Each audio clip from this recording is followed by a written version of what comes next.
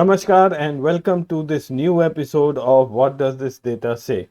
I am Ajay Prakash. Earlier this year on February 1st, when our Finance Minister Ms. Nirmala Sitharaman presented the budget for the year 23-24, there was a lot of claps, applause and desk thumping. Now, I'm not sure how many of her statements really deserve the kind of applause that was being generated and the cacophony associated with it, but then it looks like that the desk thumping has now become more of a ritual than really applauding something which is sensible. Similar was the case when she presented the budget for the Ministry of Education and mentioned that this year around there has been a massive increase of over 8% in the budgetary allocations. And immediately the news headlines the very next day shouted that this is the highest ever allocation to education, 8% steep rise for education, first ever teacher and education centric budget, and so on. But even the not so serious reading of the budget and its provisions for education shows a completely different story. The fact remains that ever since Mr. Modi took over the government in 2014, the education in our country has been taking a hit. So let me start by showing you the budgetary allocations for the Ministry of Finance after Mr. Modi took over the government in 2014. Now remember, these are just the budgetary allocation.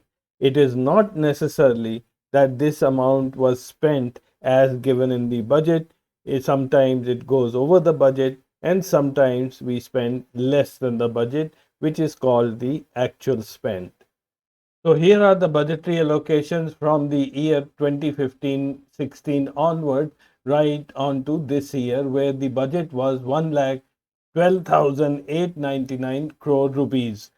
Now, on the face of it, this looks pretty okay that the budgets had been increasing year on year, except in the year of the pandemic when there was a dip, and after that, again, the budget kept increasing. Makes a pretty good story to be given out in the media. But then, as soon as I superimpose the annual growth onto this very chart, the story becomes very different. Firstly, if you notice, as soon as Mr. Modi took over the government, the education allocations were reduced by a massive 17%. So, the base year of this chart starts with a highly reduced value. The other thing you may observe is that the growth rates during the Modi period are quite erratic. They go up to 10%, come down by 7, then again go up by 12. Then there is a consistent fall in the growth rate right up to the corona year. In fact, the growth rate started slipping right after the 2019 elections. Now, before I show you further analysis on the Ministry of Education budget, the usual request. If you like this episode, please do subscribe to my channel and do share it with your friends. I always look forward to your comments as well. Now, if you compare the budgetary allocations of the Ministry of Education from the Modi years to that of the 10 years of UPA rule, you will notice one thing. The increase in the budgets during the UPA years was very consistent. Now, Mr. Modi, when he started in 2014, for no plausible reason, decreased the budget of the ministry by 17%. That only meant that it would take another 3 years for the budget to come back to the levels at which the UPA government had handed over the ministry to him. Thereafter, there was another dip during the pandemic year of 21-22, which meant we again lost 2 years. The budget came back to the original level only in 23. So that only meant that during the 9 years of Mr. Modi's rule, we had lost 5 years in the Ministry of Education due to faulty budgetary allocations. So let's see what these budgetary allocations mean in terms of percentage of the GDP. So the white line in this graph represents the allocation as a percentage of the GDP. Couple of things to be noticed. Firstly, the allocations as a percentage of GDP were higher than 3.1% always during the UPA regime. I don't have the data before 2009. I could not find it. That's why you will find the lower part of the graph missing. And as soon as Mr. Modi came to power, the allocations reduced to around 2.8 to between 2.8 and 2.9% of the GDP. This continued till about 2018-19 when there was a slight peak, and thereafter it is also hovering around 2.85 until the this year when the allocations were increased. One more strange thing you might have noticed that there's a peak in the allocation in the year previous to the general election.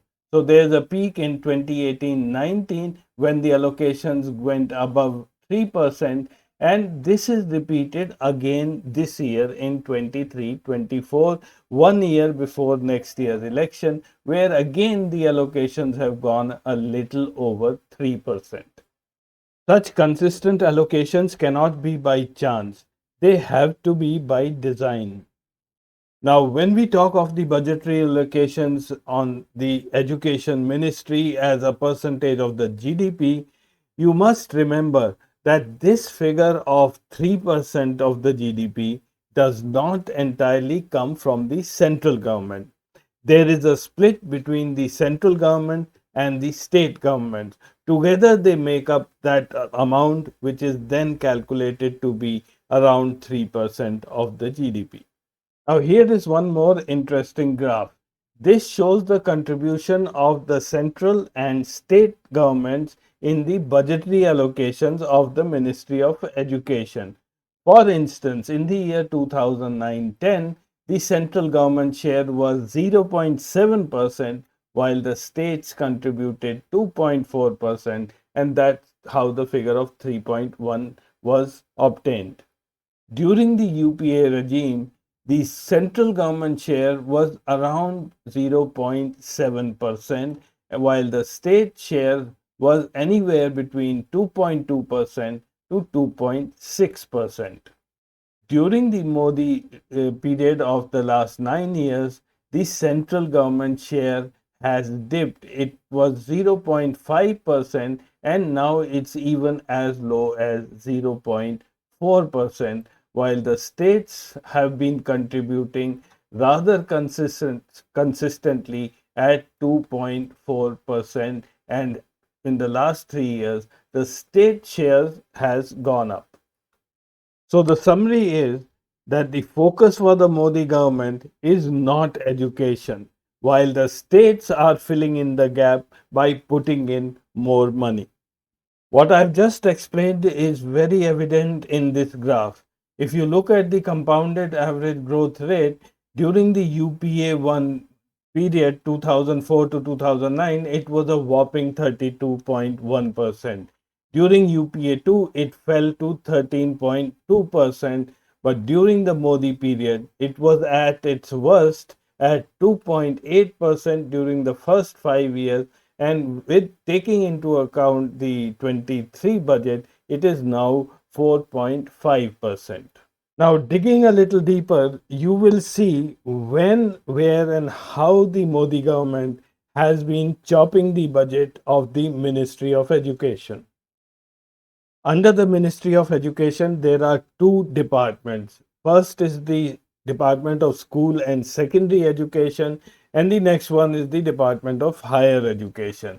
Now, I have plotted the budget allocations for these two departments from 2004 to 2023, which is the current year. Now, the white line below represents the higher education budget. And if you notice, it is more or less consistent with, there are dips, but they are not so pronounced. There's a dip in 2015, 2016, and another dip in 21-22. Whereas the Department of School Education, if you observe, the dip is huge. from 55 lakhs 115 crore allocation in the year 2014. When Mr. Modi comes, it is drastically reduced to 42 lakhs 219 rupees. Again, during the corona period, the budget for this department is again slashed, that is the school education. The major heads of expenditure under the Department of School Education are National Education Mission, consisting of Samagra Shiksha, teachers training and adult education, midday meal program, and then there are funding for autonomous bodies and scholarship schemes. So whenever the budget of school education is slashed, one of these or many of these heads will get affected. The Modi government's indifference, or rather less concern for the Ministry of Education, doesn't end only with the budget allocations. Have a look at the fund utilization. Let's first start at the higher education, which is the blue line given here, and the fund utilization is given just next to it in the pink color. Now, if you observe during the UPA time, more or less the budgets were utilized. In fact, at times there was a little overspent as well. Now, when you come to the Modi years, the first thing to notice is that in the year 2014-15, though the budget of the higher education department was not slashed, but they never spent the whole amount. In fact, they spent almost close to 3,000 crores less than the budget. And as we come along to the more recent years, the pink line slips well below the budget value. That is, consistently, the Modi government has not utilized the complete funds that were allocated. Coming to school education, again in 2013-14, when Modi ji came to power, the funds were underutilized.